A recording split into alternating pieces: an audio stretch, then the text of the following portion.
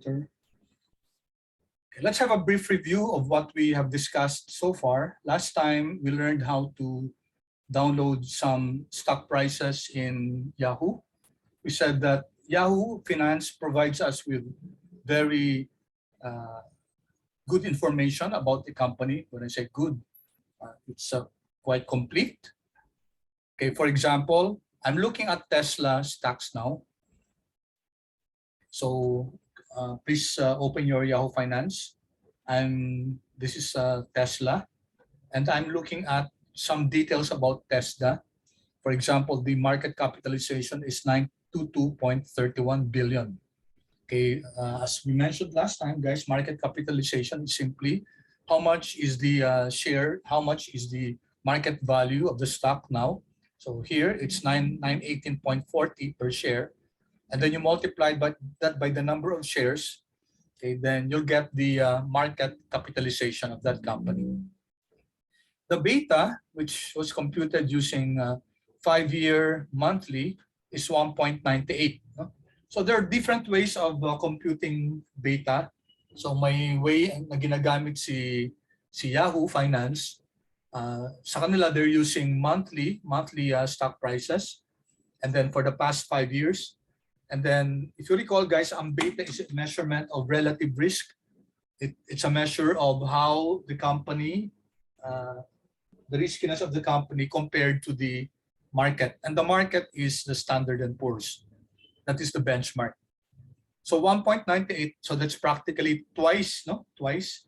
Ibig sabihin, if the market increases by 10%, then si Tesla, it will increase by 19.8%, almost 20%. So it's very volatile with respect to the market. In bullish times, okay, if the economy is very bullish, which means very positive, okay yung ganyang mga stocks. Kasi pataas yung economy, pataas yung mga returns, no? Pataas yung stock prices, pataas yung mga returns. So habang tumataas yung market, guys, malaki yung tinataas ng stock natin. However, the reverse in a very bearish situation, bearish economy, ibig sabihin down yung market, then this type of stock could be very, very, let's say, risky. No? Kasi pag bumaba yung market ng 10%, bababa naman yung stock mo ng 19.8%. So the beta is a measurement of riskiness. If you compare this with let's say, si Apple, no?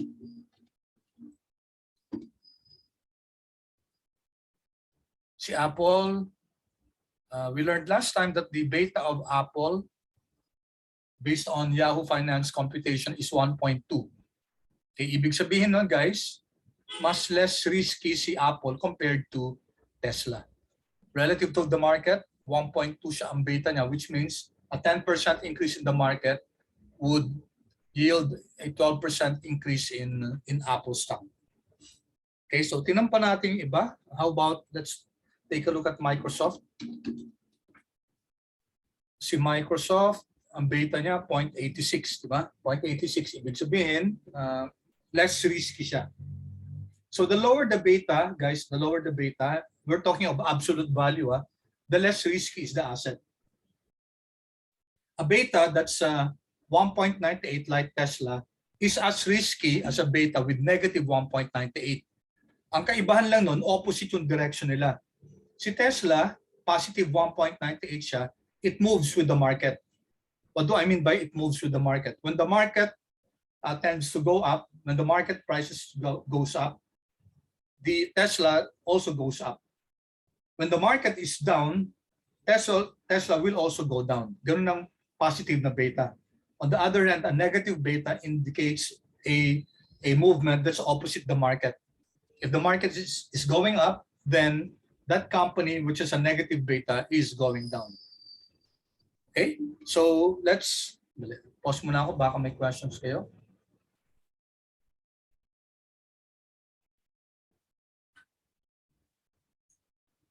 Attendance, mamaya na lang.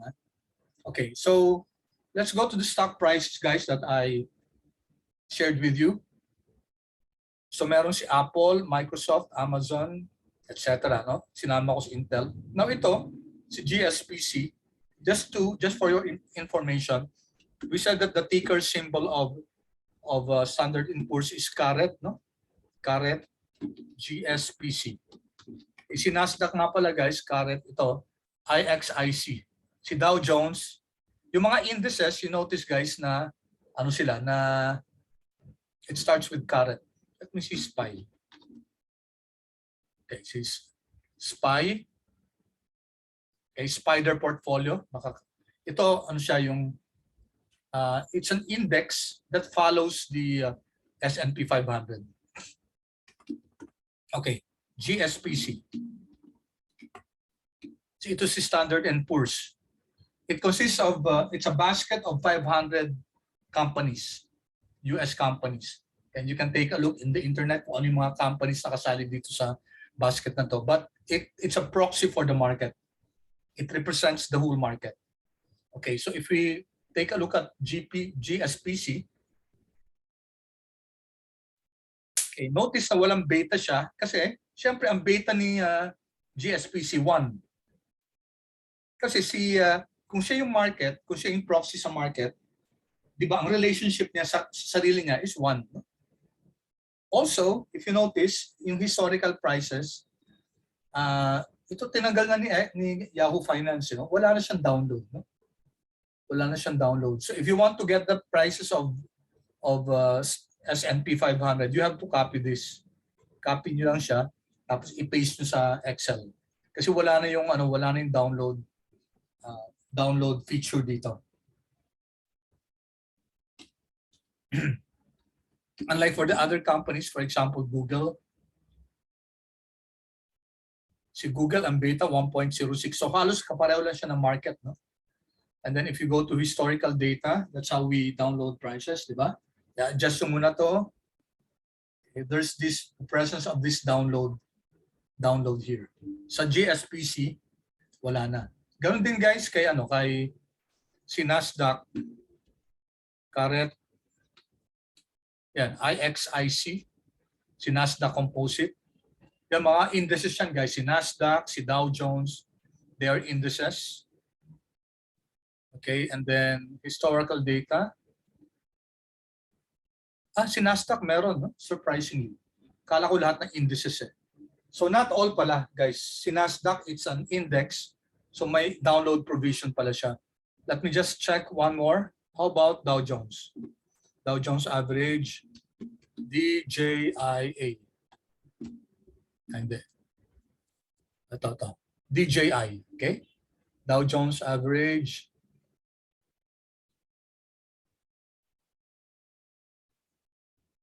Historical data. Okay, wala rin, no? Wala rin. Yung mga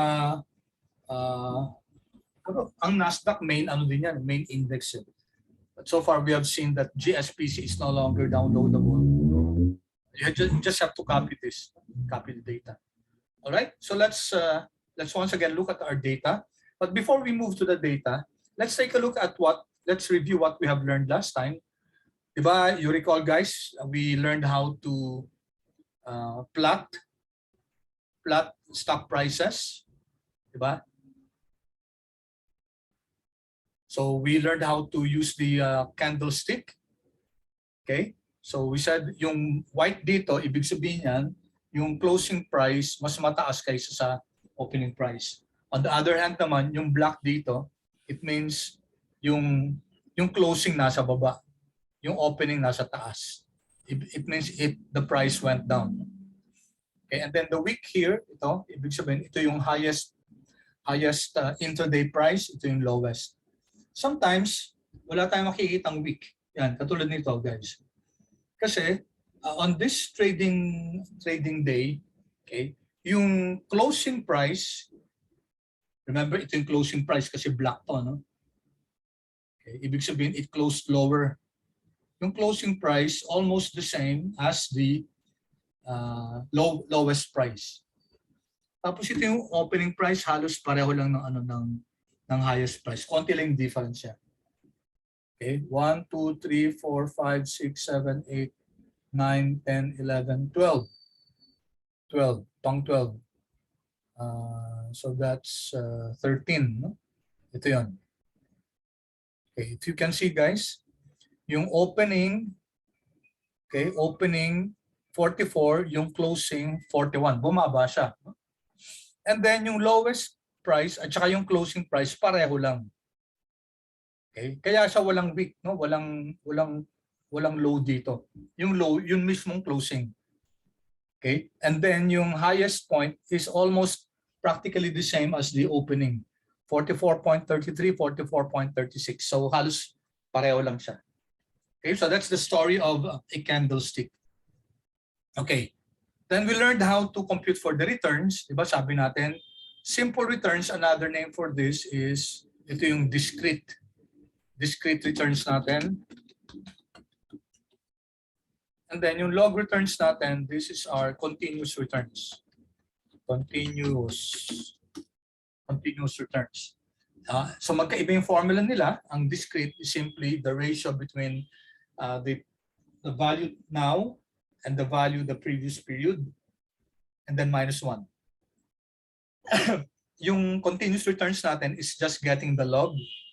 Okay? Can be log 10 or log to the base e. Usually sa finance, ang ginagamit natin yung natural logarithm, yung log to the base e. Okay, so that's how we compute for the returns, no? And usually ang ginagamit natin yung continuous returns. And there's a logic why many would prefer using the continuous returns. Okay, I hope you're reading up on that, no? Okay, how about yung measurement ng risk? Yung measurement ng risk, pwede natin siyang gawing through variance or standard deviation. Okay, so pareho lang yan. They give us the same answer. So when we talk of standard deviation or variance, you're talking about the volatility of the stock with respect to the to its benchmark, to the mean. No? Kino-compare natin siya sa average ng returns. So tinitingnan natin kung gaano siya nag-fluctuate dun sa mean. On the other hand, beta is also a measure. Pero ang beta, it's a relative measure. Relative kasi we compare it with the market. And sabi natin, yung proxy para sa market is the Standard & Poor's. Okay, so today we're going to make use of this data.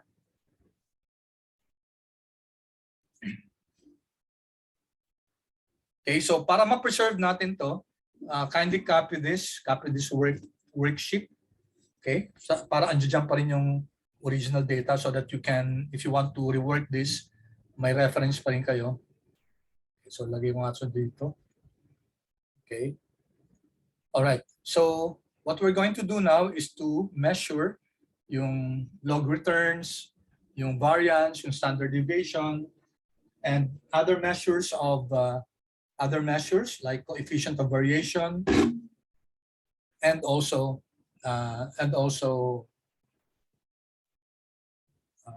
beta. No? That's what we're going to do today. So let's hide yung between the first 5 and the last 5. Okay, ilan na yan? 1, 2, 3, 4, 5. Okay. I'm hiding. Okay. Hindi naman nawawala yung value siya. Naka-hide lang siya. I'm doing that so that madali natin ma-copy mga formulas natin. Let's copy this. Control C. Control V. So what we're going to do is we're going to compute for the returns of the stock.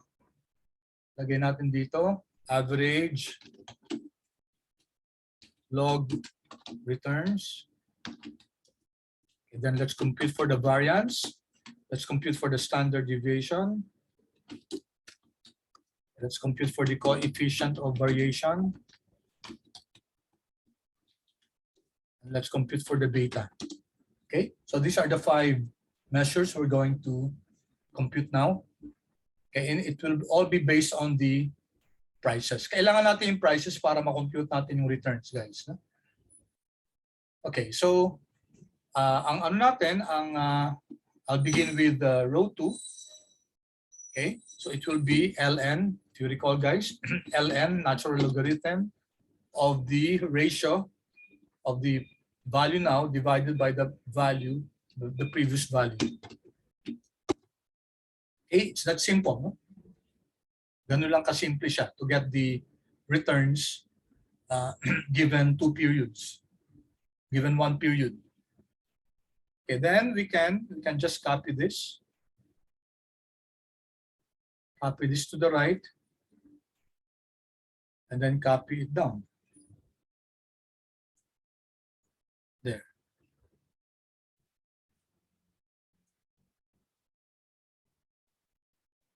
Let's put this here. Okay. So let me put a line here, bold line para, okay. So therefore, our average log returns is simply the average. Average ng returns natin. Okay, take note, I'm not getting the average of the stock prices. Average ng returns ang kinukuha natin. Yan. So let me put this in percentage. 4 decimal places, and then, yeah, okay? And then let's copy this to the right. Okay, so we have now the average log returns. For the past 4 years, okay, weekly data ng past 4 years. Okay, question. Which of the stocks was the highest performer in terms of log returns, in terms of returns? Sino yung pinaka-performer? We will not include GSPC in our analysis kasi index to it. Hindi naman siya stock. Gagamitin lang natin si GSPC to compute for beta. So sino guys ang ano?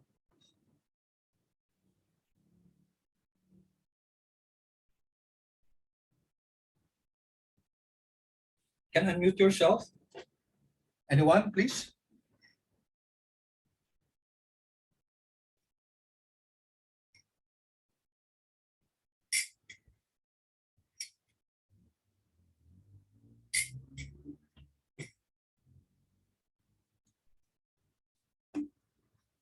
Sino yung best performer, guys? Was it Apple, Microsoft? In terms of returns, in terms of log returns. Obviously, guys, sino?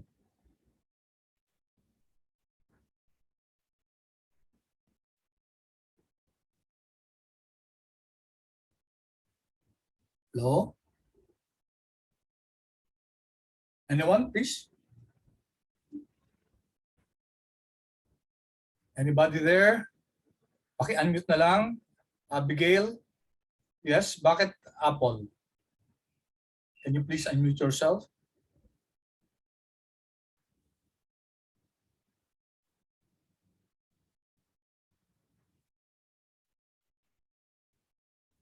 TSLA. Bakit TSLA? Abigail, can you please unmute yourself?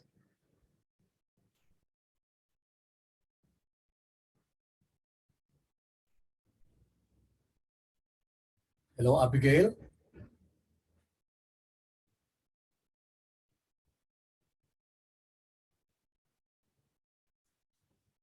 Hello, anyone would like to answer? Which is the best performing stock? Paki-unmute na lang.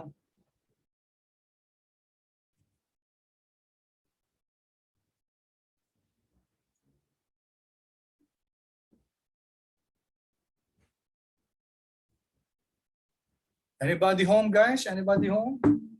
Hello? Sir, Yes? is it Tesla po, sir?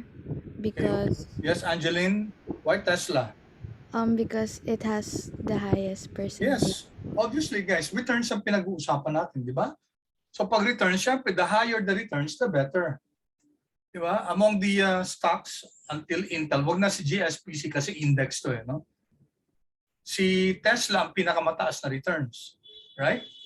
So for the past 4 years, average ng 4 years weekly returns, weekly log returns, ang pinakamagandang performer si Tesla. It's a straightforward answer, guys, no? Ang kailangan lang natin diyan arithmetic para malaman kung sino yung pinakamalaki diyan. So it's a question that's really straightforward. Okay? And now let's compute for the variance. Okay, remember we discussed last time that the variance is a measure of risk of the individual asset. It measures how volatile the returns of the asset is. So take note, hindi yung price ang tinitingnan natin, ang ina-analyze natin yung returns ng asset. So we will not use the statistical formula anymore. Hindi natin gagamitin to, no? Itong R minus R mean squared. Gamitin na lang natin yung function in Excel. So that's var. var.s. Sample to. We're not using var.p kasi yung var.p, it's population variation. Itong data natin is just a sampling. No? Hindi naman yan yung kompletong data. So var.s, and it will be the variance of the returns. So straightforward yan. Variance of the returns, enter. Copy natin yung format nito. Okay, and then copy it to the right. All right. So we now have the variance as a measurement of risk. So in terms of risk, so kunin lang natin din yung standard deviation, stdev.s, ganun din, stdev.s. Or we could have gotten the square root of the variance. Pero diretso na lang natin. Copy lang natin yung format nito. And copy to the right. Okay. Aside the GSPC, okay, without choosing the GSPC, kasi yung GSPC sabi natin market na yan, no? Sino yung maganda, quote-unquote, the best performer in terms of variance or standard deviation? You'll always have the same answer, yung variance or standard deviation, kasi square root lang naman ng variance yung standard deviation. Which company, guys?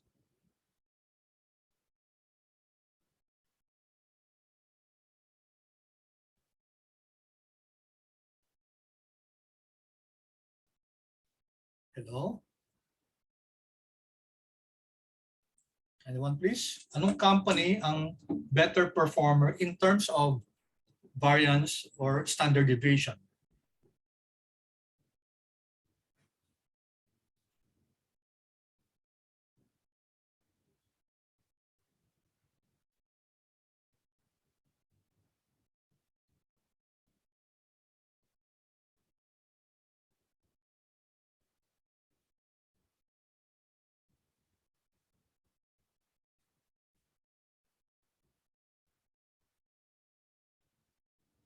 Anyone? Sir, Yes? since variance is the measure of risk, the lowest one. The Yeah. lowest Which one, is? which is GSPC. Sabi natin, wag na natin isama si GSPC. Kasi si GSPC index siya, no? Okay, sir. Then yung Microsoft po. Microsoft for both variance at saka standard deviation.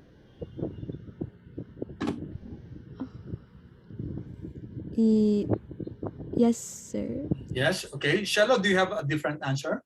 Thank you, Angeline. Thank you. No, sir. The same po. Same answer, okay. Sige, tama, no? Tama kayo pareho. The answer is Microsoft. Excepting GSPC, guys. We're not, remember guys, GSPC is not a stock, no? It's an index. So gagamitin lang natin siya mamaya para matingnan natin kung yung relative position ng stock natin versus the market. So you're correct. Ang best performer dito, quote unquote, is Microsoft. Okay, kasi siya yung pinakamaliit na risk. Okay? Now we have a conflict dito kasi ang Tesla, ang returns niya 1.3594. Si Microsoft naman, siya yung pinakamaganda relative to risk. So paano yan? Paano tayo magde-decide kung which is the better performing stock? Okay, kasi may conflict yung ano. Sana kung walang conflict, ano? Kung in terms of return, mas maganda si Tesla. In terms of risk, mas maganda pa rin si Tesla. So okay sana yon. Kaso, we have a conflict. So in terms of riskiness, medyo consistent din to si si Tesla kasi the higher the risk, the higher will be the required return. Okay. Now, so how do we now decide which is the better performer using both the returns and the risk? So we have a measure called the coefficient of variation. So ano ba yan si coefficient of variation?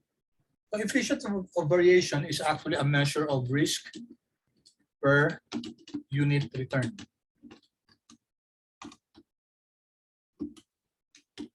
Okay, it's a measure of risk per unit return. Ilagay natin, oops, dito yan. So let me insert a comment there, insert comment. So this is your coefficient of variation, and it's a measure of risk per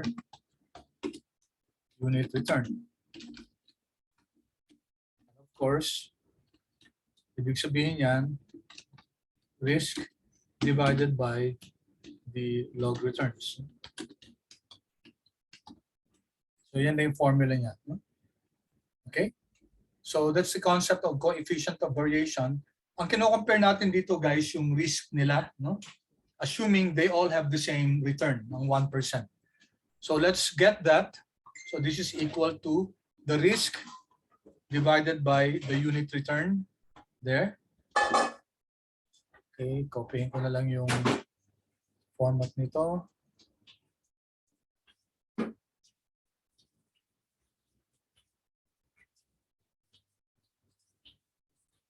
Sanggalin na lang natin ang decimal place. There. Okay. Then we can copy this to the right. Okay. So based on the coefficient of variation, guys, which was the best performing stock among these 8 stocks for this particular period? Kasi remember guys, yung returns, it's based on a particular period. The results would have been different if we were looking at, kunyari, instead of weekly prices, had we decided to use monthly prices, maybe it would have been different. Or let's say instead of 4 years, gumamit tayo ng 5 years. Ganun si Yahoo Finance, ang ginagamit niya sa pag-compute ng beta 5 years. Kaso, monthly. No? Okay, so based on the coefficient of variation, which takes into consideration both the risk and the return, sino yung pinakamaganda, guys? Yes, Angeline? Sir, Microsoft pa rin po. Microsoft pa rin, bakit? Kasi sir, it's still the lowest. Lowest. Okay, kailangan ba dapat lowest yung sa coefficient of variation? I think, sir, kasi it's the risk per unit return. Okay. How about you, Shello? You're also raising your hand? Yes, sir. Actually, building up from what Angeline mentioned a while ago, I also think that it's Microsoft po, sir.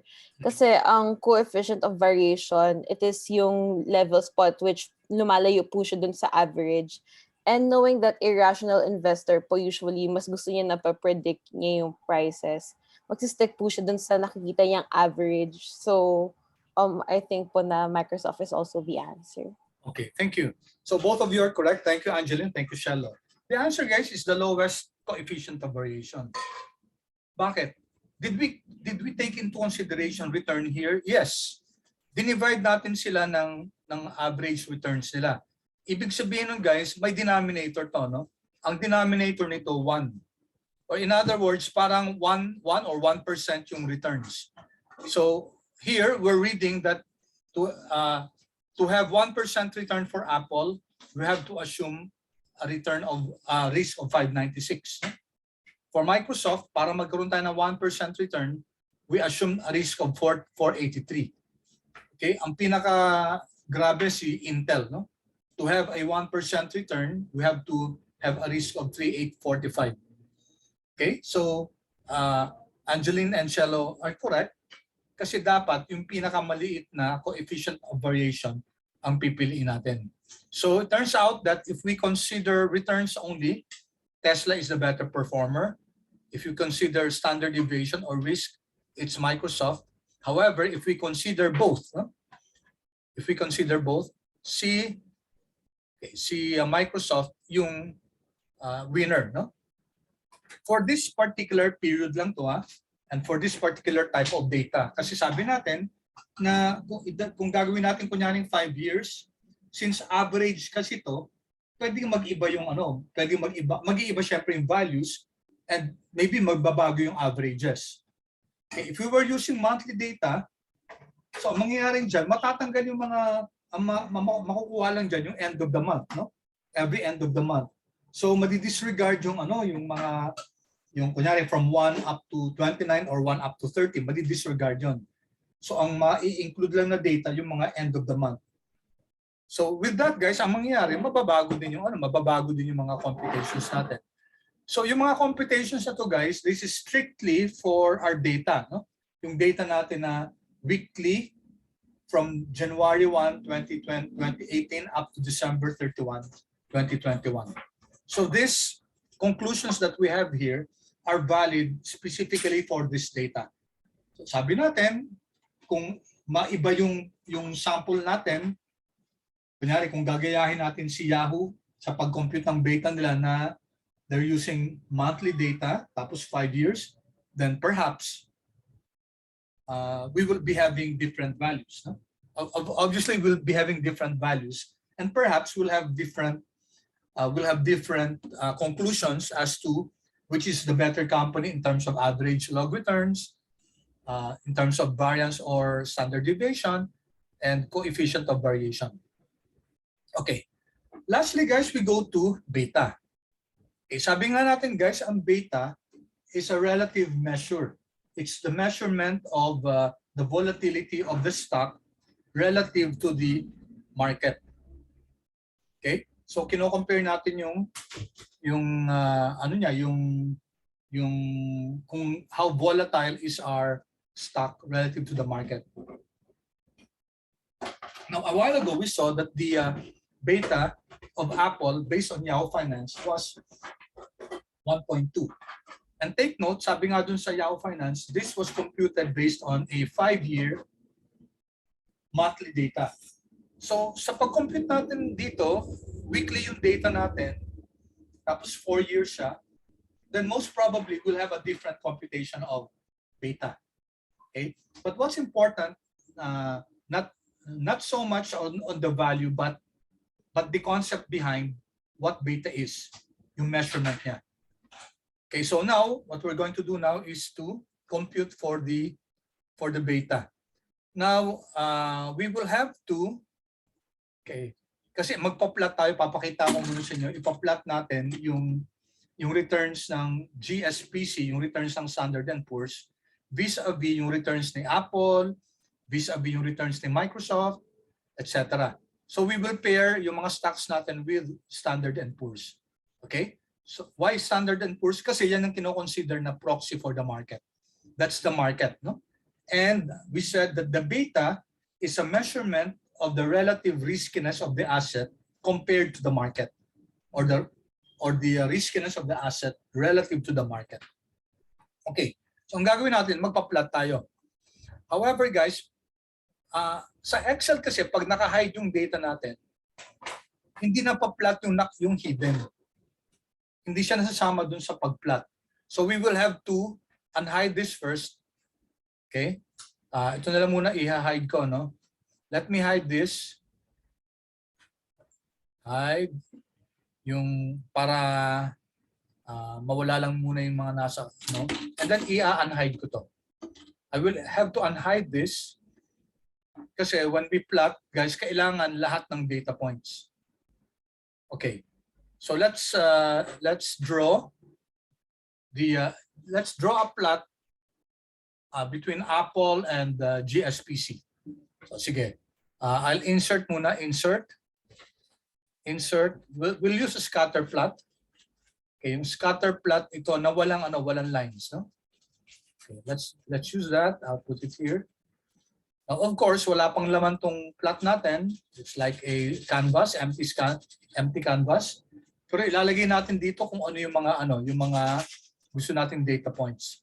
So select data, right click, select data, and mag-add tayo ng data guys, add. Okay. So let's call the first one, tawagan natin siyang Apple beta. Okay?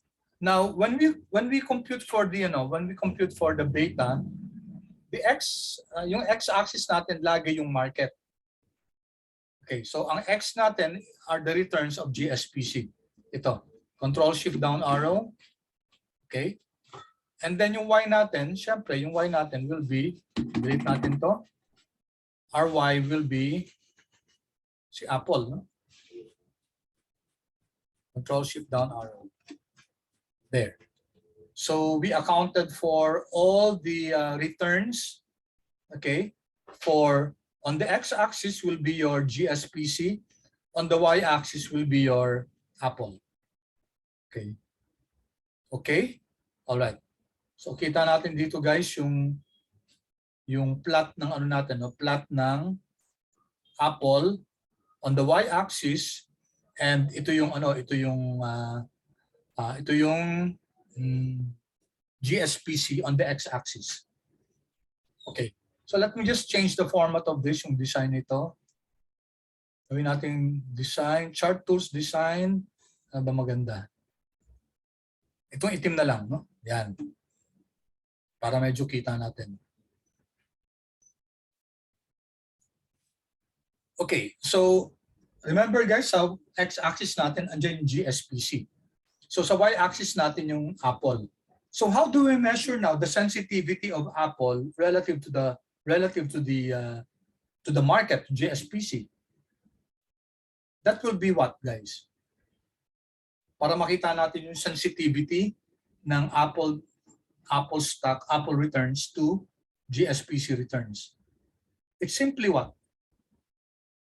Simply, my term dun guys, it's letter S. Anyone? Kasi pinair natin dito si Apple at saka si GSPC. Okay? So, ang nasa x-axis natin si GSPC. Ang nasa y-axis natin yung returns ng stock. How do you measure the rate of change of the returns of Apple given a unit change in your GSPC? Anong tawag natin doon? Okay, alam niyo yan guys, alam niyo yan. What do you call that guys? It's the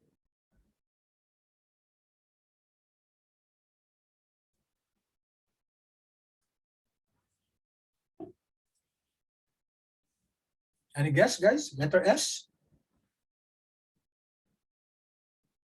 So ilagay ko siya dito.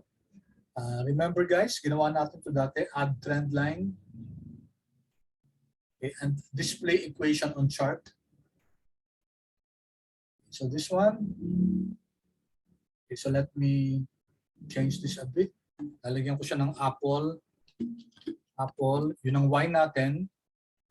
Okay, and then let me increase this a bit. Gawin natin 12. Tapos i-bold natin. Ibahin natin yung fill ba o yan.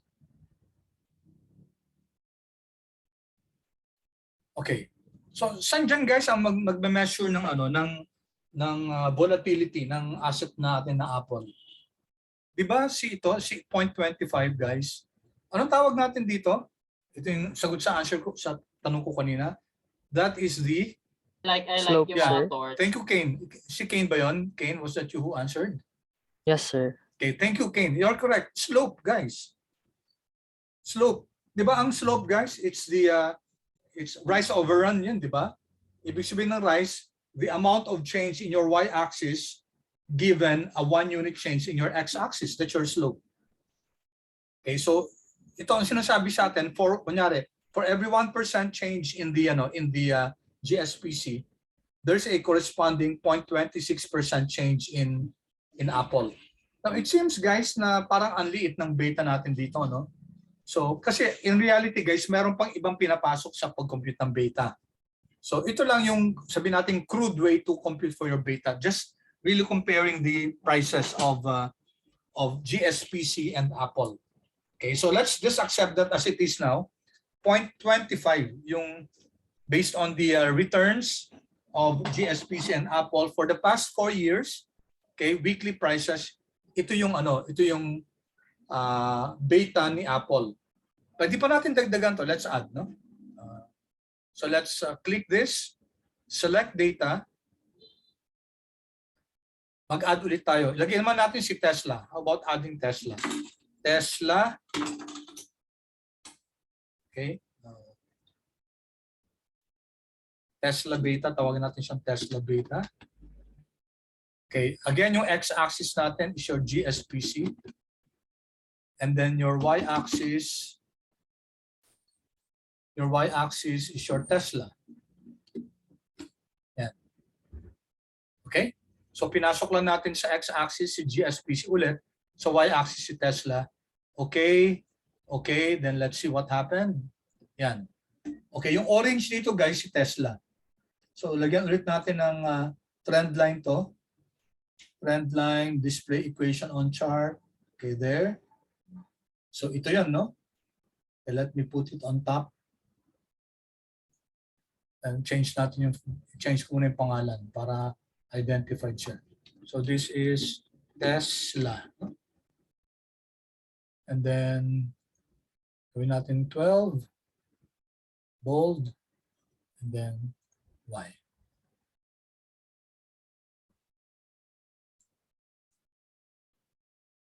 Okay. Now, dito, ang computation natin for beta is 0.435, no? Which is different from the Yahoo computation of 1.98. Pero consistent siya na mas mataas talaga yung riskiness ni Tesla in terms of beta compared to Apple. Kasi dun kay Yahoo Finance, 1.2 yung measure niya ng beta for Apple, and then for Tesla, it's 1.98. Okay? Let's add another one. Magdagdag pa tayo. Anong gusto nyo i-add, guys? Any suggestion? Anong gusto nyo i-add? Select data. What do you want to add? Hello?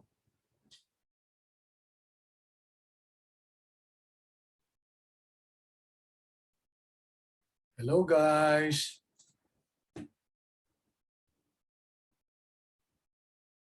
Hello?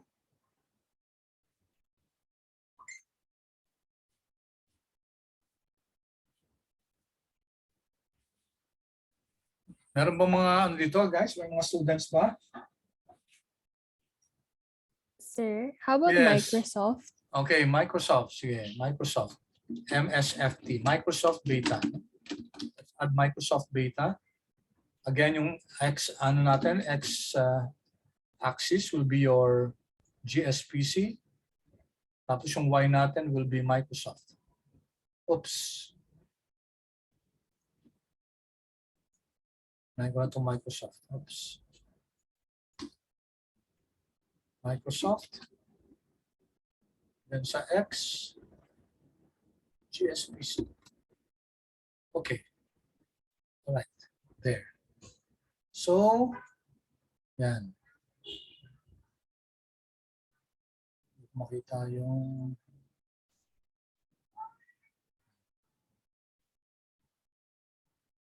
okay, so asa na si Microsoft?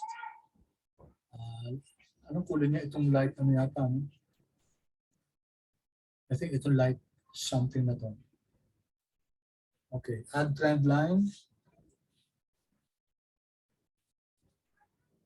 Okay.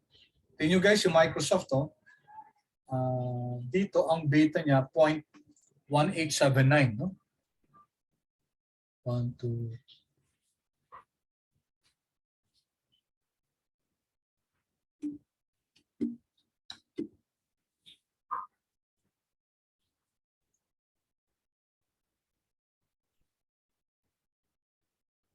Okay. So among the three guys, based on our data, talaga mas maliit si ano? Mas maliit si Microsoft. Quite consistent siya with the standard deviation measure. Okay? Although iba lang siya kasi yung standard deviation, it's just a measure of the volatility of the stock relative to its average. Ito kasi, yung beta, it's a measurement of the volatility of the stock relative to a certain benchmark. Ang benchmark natin yung GSPC. Ito. No? Okay, so yung difference ng measure ng beta at saka yung measure ng yung standard deviation, kunyari. Okay? So we can now compute for the slope. Okay, for the beta. So this is equal to, okay, let me just show you something, guys. If kunyari, ibababa ko to, no? I'm going to put this down. Control X ko muna. And even if I put this below, Control V, and even put this in another page, Control V. So I copied it in another page, no? Let me just illustrate something. So, di ba, yan yung plot natin, yun yung mga natin, yung mga beta natin, no? Okay? So I go here. Okay, ito nasa ilalim, no? Yan yung plot natin. When I hide columns, tingnan nyo, ha? When I hide columns,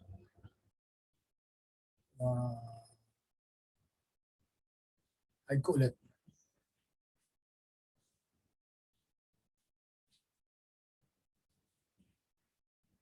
Hide ko ulit siya. Hide. Okay. So hinide ko na. What do you think happened? Tingnan nyo, guys. No?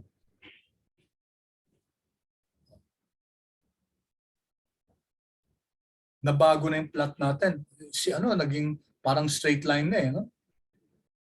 Okay? So everything changed kasi nung nag-hide tayo ng data, guys, tinanggal din ni Excel. Tinanggal ni Excel dun sa plot natin. In fact, yung nasa sheet number 2 natin, tingnan nyo, nawala din. No? Okay? So that's what I wanted to point out a while ago. Okay, but let me just show you the computation for the beta, and then we will restore we will put back the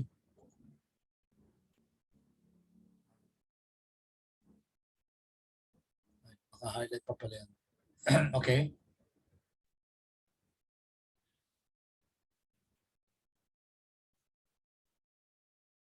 There. Okay, so the beta, guys, is just the slope, di ba? Sa Excel, pwede natin compute yung slope. So slope returns the slope of the linear regression through the given data points. Ang known y natin will be yung stock, di ba? Comma. Ang known axis natin will be our GSPC. And then since we're going to copy this along the row, I will have to fix the column. I don't need to fix yung 3 to 210 kasi hindi naman magbabago siya. Yan when we copy it. Okay. Enter. Yan. And then just remove the decimal place. Yan. 0.2592, di ba? Yan, no? Sa Microsoft. 0.2592. Then we copy this to the right. There. Okay, now the beta of GSPC is of course 1 din kasi you're just getting the slope of beta of GSPC with GSPC. Siyempre, pareho lang yun. Okay, so here we can see that in terms of beta, ang pinakamaliit is ito, si Amazon. Si Amazon displays the lowest risk in terms of beta. So in terms of its volatility as regards the movement of the market, ang pinaka least volatile is Amazon based on this one. Susunod si Facebook. Okay, and then we have Microsoft, etc. Ay, ano pala, si Intel pala, no? Si Intel based on volatility with respect to the market.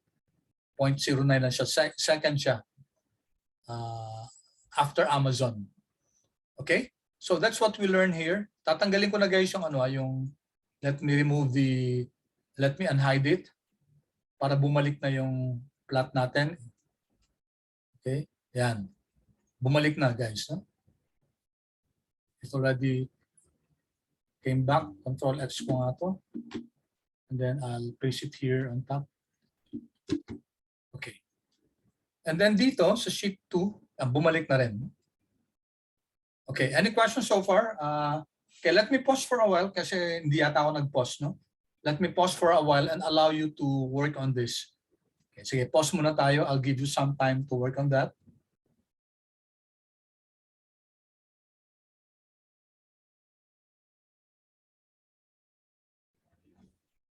So we were able to compute for the beta of the stock based on the log returns, weekly log returns of Standard and Poor's, and of course the stock. Okay, and we found here that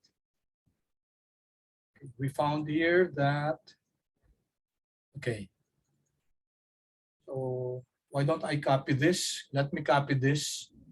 Control C. Control V. Okay, to summarize, guys, based on average log returns, Tesla was the best performer. In terms of risk, the least risky for the past 4 years, weekly data was Microsoft. And based on the coefficient of variation, Microsoft was taking into consideration both the returns and the risk. Microsoft was the best performer. In terms of the lowest beta, which means its lowest sensitivity to the market, it was Amazon. Okay, and then followed by Intel. Sila yung pinaka-least volatile compared to the market itself. Okay, now these are individual stocks. No? We computed for the average log returns, and then we computed for the variance of each individual stock, standard deviation. From a investment perspective, guys, it's not good to have just a solitary stock as your investment. Okay? It's not good kasi okay lang sana kung talagang superstar na ano yan na stock. But even then, kahit na superstar na stock yan, guys, there's such a thing as what we call yung principle ng diversification. It has been shown that the more you add stocks to your investments, in other words, if you have a portfolio of stocks as an investment, what happens is that risk is mitigated. So bumababa yung risk. Okay, and then that's the last part of this of our lesson for today. We won't be able to finish it today, so there will be a spillover next week, no? So that will be our discussion also for next Monday, no? Okay, so here we start learning about portfolios, no? A portfolio is it's a basket of different stocks, no? Portfolio. So let's start. The two things that we need to compute here is portfolio returns and portfolio risk. We'd like to show that indeed, pag may portfolio tayo, mas namimitigate, mas nababawasan yung risk. Okay, so let's have first a portfolio. Let's take a look first at a portfolio of 2 assets. Yung pinakasimple muna. Portfolio of 2 assets. So let's gamitin natin muna yung first 2, si Apple at saka si Microsoft. Control C. Okay, Control V. Okay. So let's assume that we have a portfolio. We have Apple and Microsoft. Okay, we know that the returns are, kakaplan natin itong returns na to. Galing sa taas. Okay. And then sa portfolio kasi, if you have let's say 100,000, kailangan i-allocate natin. No? Magkano yung mapupunta kay Apple, magkano yung mapupunta kay Microsoft. So let's assume that equally weighted yung investment natin. So which means this is 50% and then this is 50%. So 50-50 sila. 50-50 investment natin kay Apple at saka Microsoft. Therefore, our weighted return will simply be equal to how much is the average return of Apple? Tapos ilang percent yung natin doon, portfolio? 50%. So, yan lang. Copy natin yung format nito.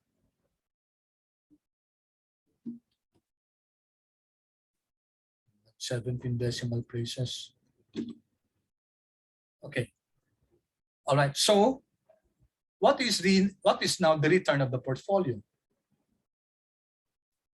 The return of the portfolio is simply equal to the sum. Sum lang. Kasi ito na yung weighted returns natin.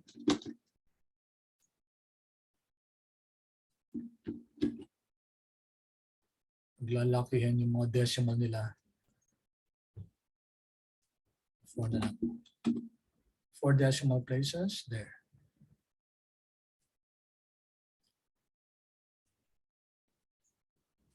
Okay, so this is the return of our portfolio. Okay. Take note, guys, that the return of the portfolio, it's lower than Apple lang, no? But it's higher than Microsoft. So it will be between the returns of the two assets. So you might say, mas mababa pala yung returns pag mag-portfolio ako. Yes, it will be lower than the highest earning asset. However, ang gusto natin makita kung ano magiging risk nitong asset na to na 50-50 ng Apple at saka Microsoft. So just to put it into perspective first, sulat ko na yung formula dito. R port is equal to, ito yung R portfolio, yung return ng portfolio is equal to, maglagay tayo ng symbol, insert, okay, WIRI. Okay, so ayusin ko lang tong formula natin. The portfolio, I'll make it a subscript. The I is yung subscript din. Ay, mali. Sama yung ano. Subscript.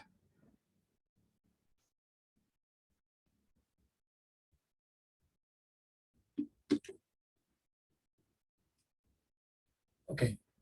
So here, guys, is our, class is our formula for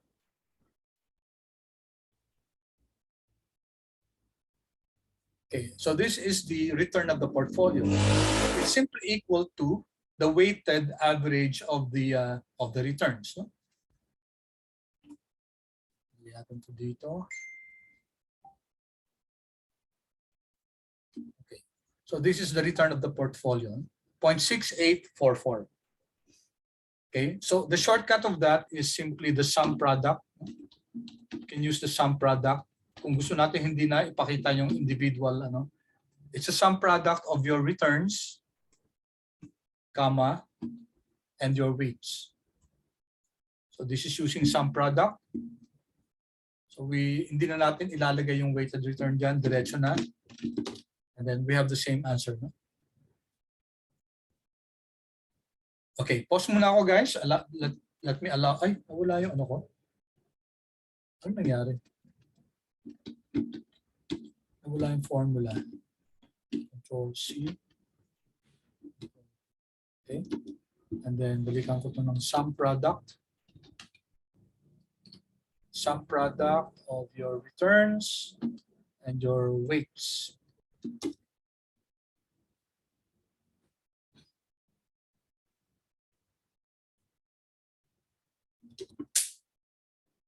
Okay, so let me give you a few minutes to work on this, on the portfolio returns.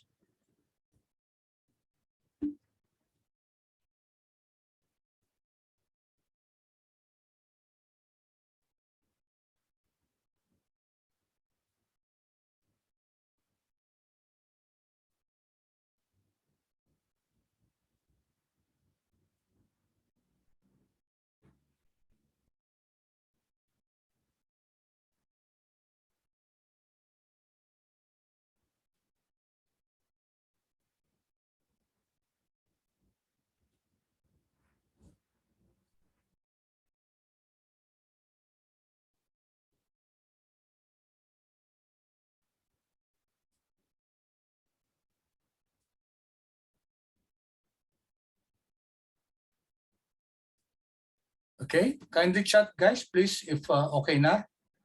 We have a little more than 10 minutes. May gusto pa ako i-discuss.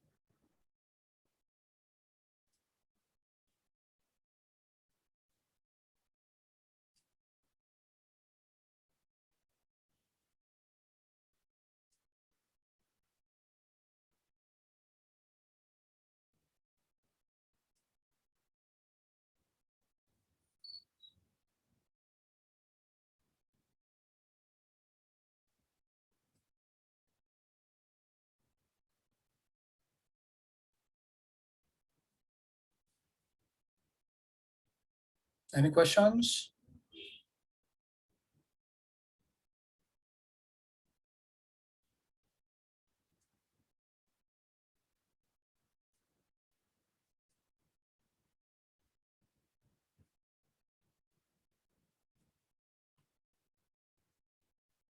Okay, thank you, Shelo. How about the rest, guys?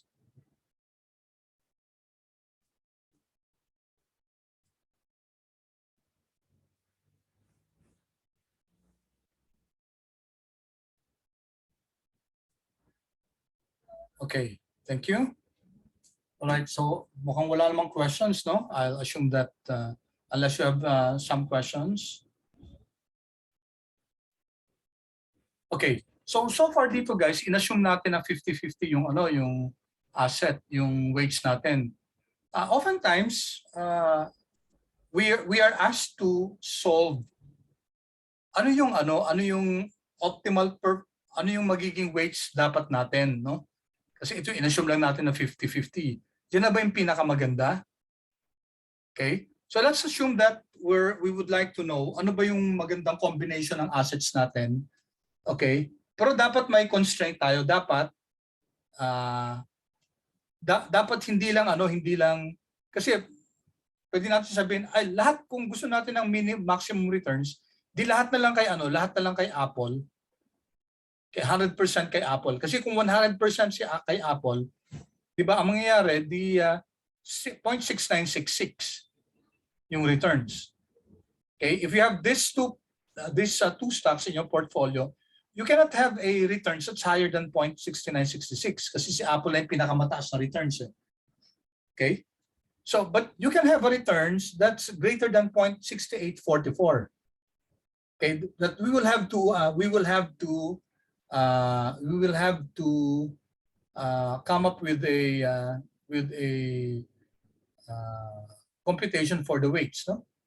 So siguro pwede natin sabihin since mataas si Apple, mas mataas yung ilalagay natin dito sa weights sa weights siya. Kunyari if this was 70-30, okay, kung 70 to, so dapat 30 lang to, 30. Okay. So you notice mas mataas yung returns, no? Kaysa dun sa 50-50 kanina. Obviously, guys, ganun na mangyayari kasi mas mataas yung returns ni Apple. So we can load it higher.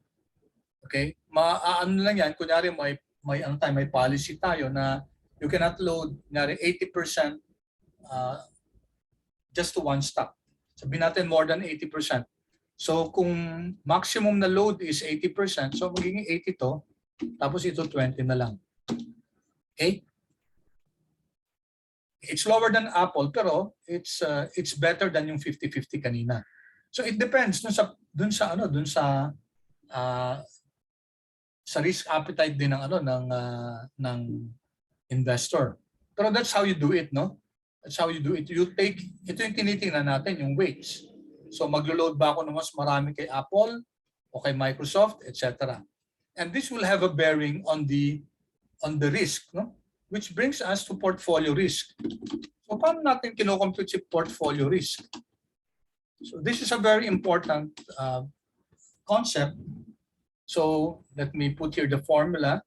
Pero hindi ko kasi yung digital pen ko. Okay. Ang formula ng insert tayo. Insert. Symbol. Kailangan natin ng sigma. Insert. Kailangan din natin ng summation. Insert. At saka summation. Insert ulit. Okay. So sigma P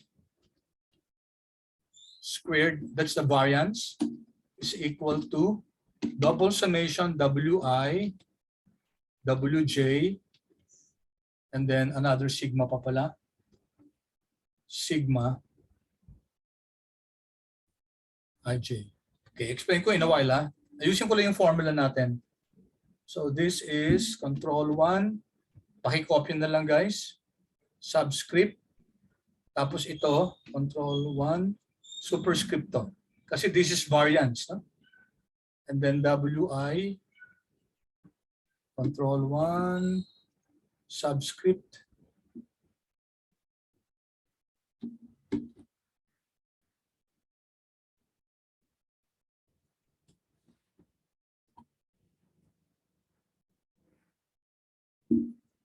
Okay. All right. So this is the formula, guys, for the risk of a portfolio. So medyo mas hindi siya ganun ka straightforward, no? It's not that straightforward, guys. Yung formula ng risk ng portfolio. Okay. So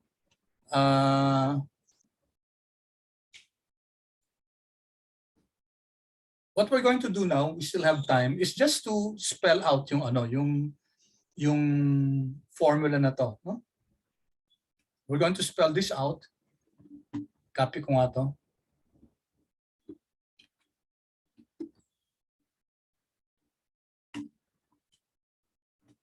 Okay. So ano ibig sabihin ng double summation na to?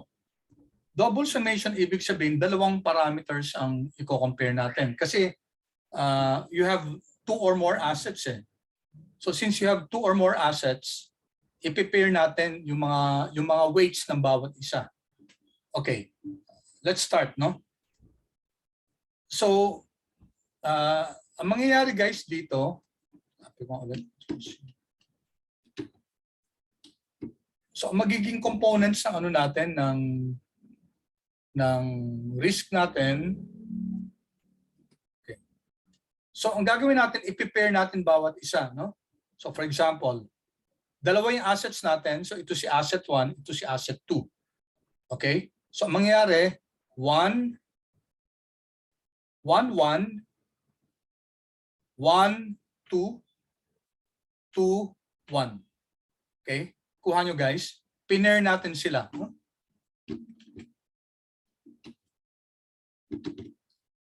So parang tatlo yun, no?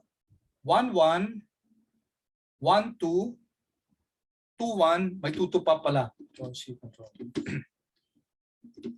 Okay, so pinaparis natin sila yung I and J. 1 1 means that's Apple with Apple. 1 2 means Apple with Microsoft. 2 1 means Microsoft with Apple. And 2 2 means Microsoft with Microsoft. Okay, ulitin ko, ano? So this is 1 with 1. So this is 1 with 2. This is 2 with 1. And this is 2 with 2. Okay? So it gets tricky, guys, kung tatlong assets na tinitingnan natin. Kasi ang comparison, ang pairing na magiging 1 with 1, 1 with 2, 1 with 3. Tapos 2 with 1, 2 with 2, 2 with 3, 3 with 1, 3 with 2, 3 with 3. Okay? All the more kung maging 10 assets na. No? So I'm just showing you the manual computation of this. So this will become, okay, this will become W1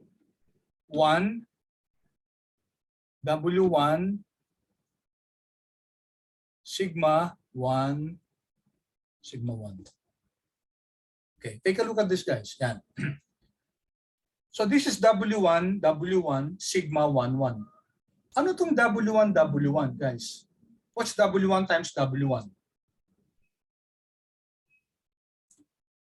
W, of course, that's what? That's what, guys?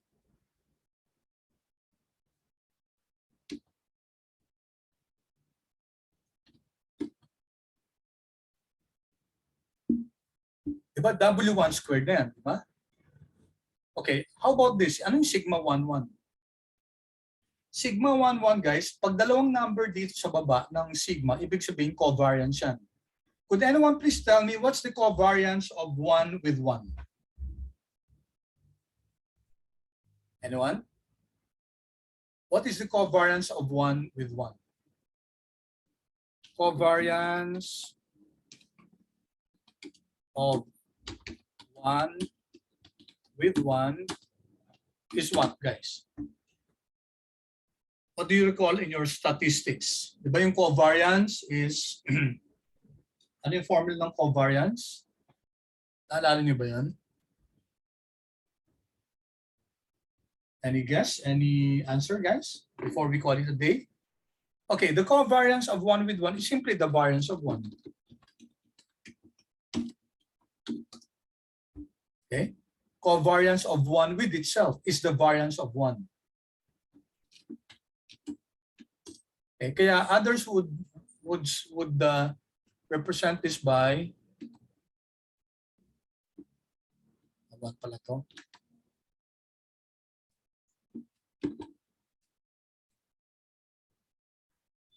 Yan. So the first item here is W1 times W1, so that's W1 squared, no? Times what is the covariance of 1 with 1? The covariance of 1 with 1 is mali ito, dapat 2 ito. It's the variance of 1. Okay guys, one last minute ha. Tapos ito naman ano to? What's this guys?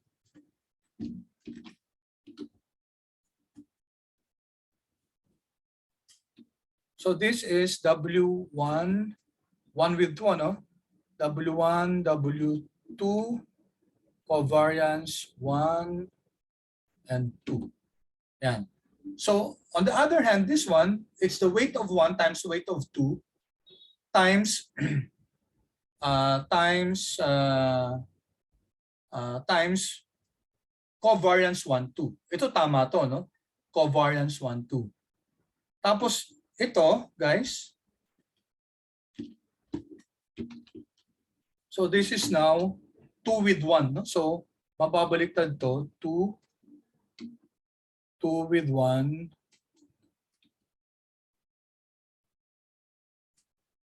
2 1.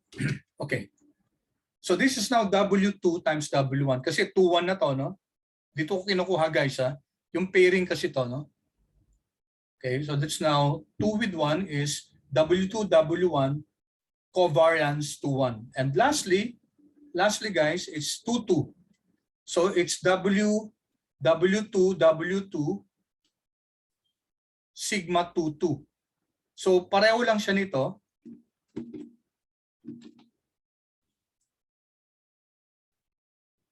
W1 W2 squared and this is 2.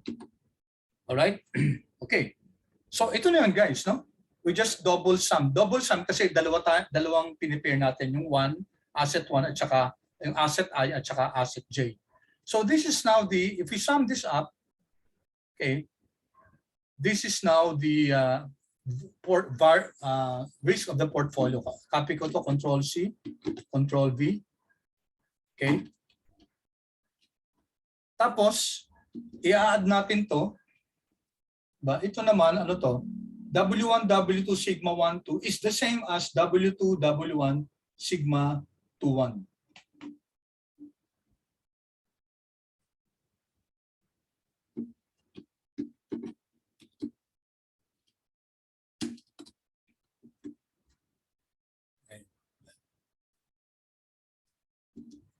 Okay. Sige. Anyway guys, we'll continue with this next meeting. So if you sum this up, ito na yung risk ng portfolio. Okay, so guys, I'm sure medyo na shock kayo, no? Kasi medyo parang nakakalito. Yes, it's the computing for the riskiness of the portfolio is not that straightforward. But I'm going to teach you a technique next meeting. So hindi siya na magiging kapag natutunan natin technique. All right? So, okay. So once again, guys, I hope you learned something. Just to recapitulate, we learned today how to compute for the returns, for log returns, the variance, the standard deviation, coefficient of variation, also the beta. Okay, we learned how to plot yung beta natin using Excel. And then we learned how to get the returns of a portfolio. 2 assets yung pinaka-simple, kaya yung muna yung tinignan natin. Next meeting, titingnan natin paano kung yung 8 assets yan, itong 8 assets. Tingnan natin, mag-create tayo ng portfolio. And you will see that the objective of having a portfolio is to mitigate against risk. Makikita natin na yung risk nitong portfolio na to ng Apple at saka Microsoft is lower than any of the risk of these two. So it's lower than 4.15, it's lower than 3.24. So it really puts down the risk of the as compared to the individual assets. Okay? So with that, guys, we'll call it a day. Thank you so much for your patience. Good evening and please keep safe. And for those of you who will have your attendance checked, kindly remain. Okay, thank you. And ko na yung stop recording.